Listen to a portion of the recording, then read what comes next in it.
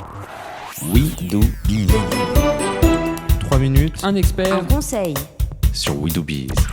Place aux chroniques experts sur We Do Biz avec une fois de plus Evelyne Platnik-Cohen, fondatrice de Booster Academy. Aujourd'hui, on va parler d'amour. Vous aimez vos clients et l'important c'est qu'ils vous aiment, et pour s'aimer, il faut de la confiance. On va donc aborder la question de ce climat, comment le créer, comment l'entretenir. Evelyne Platnik-Cohen, on vous écoute.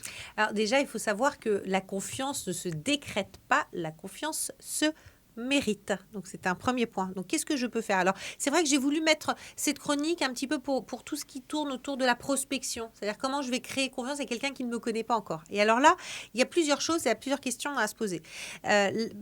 Le premier point, c'est qu'on arrive dans une entreprise qui ne vous connaît pas. Et c'est vrai que vous allez voir quelqu'un qui va vous recevoir dans un bureau qui n'est pas là où vous arrivez. Mais pour autant, il y a des yeux où vous arrivez dans ce fameux hall d'accueil.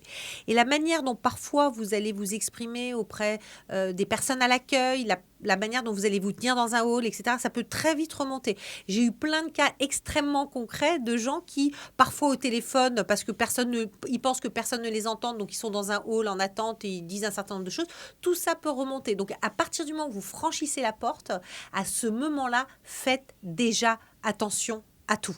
Ensuite, la personne va venir vous chercher. Quand elle vient vous chercher, vous pouvez déjà observer un rythme, une façon de vous dire bonjour, une façon de marcher. Et là, il va falloir vous synchroniser avec elle. Si c'est une personne pressée, sportive, de haut niveau, quitte à ce que vous soyez un peu essoufflé, il va falloir aller à ce rythme-là. Si elle est plus lente, ne la dépassez pas. Synchronisez-vous à ce rythme-là. C'est un élément qui est important et qu'il va falloir faire perdurer tout au long de l'entretien. Et puis ensuite, ce qui va faire à un moment donné la différence, c'est l'intérêt que vous allez porter. Alors, l'intérêt que vous allez porter à quoi? Pas simplement aux besoins identifiés parce que votre offre de solution fait différentes choses, mais aux enjeux de l'entreprise, à la puissance de tir de l'entreprise, à son envergure à terme, etc. Donc, intéressez-vous aux enjeux.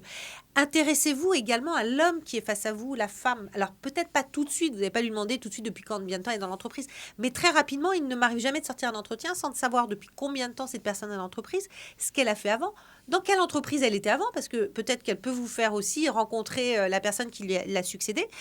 Donc, intéressez-vous fondamentalement. Soyez curieux, soyez intéressés, soyez calme. Vivez ça comme quand vous êtes dans un salon le samedi soir avec vos copains, vous êtes bien au coin du feu, c'est sympa.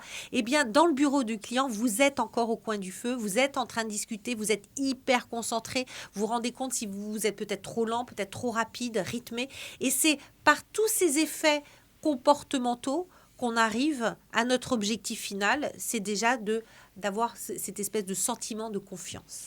Donc finalement, maintenant, on part en rendez-vous avec ses bûches et ses allumettes pour créer le feu au coin du bureau. Tout à fait. Et dans l'œil de votre futur client. Un grand merci à vous, Evelyne Platnik-Cohen, et à la semaine prochaine. Merci.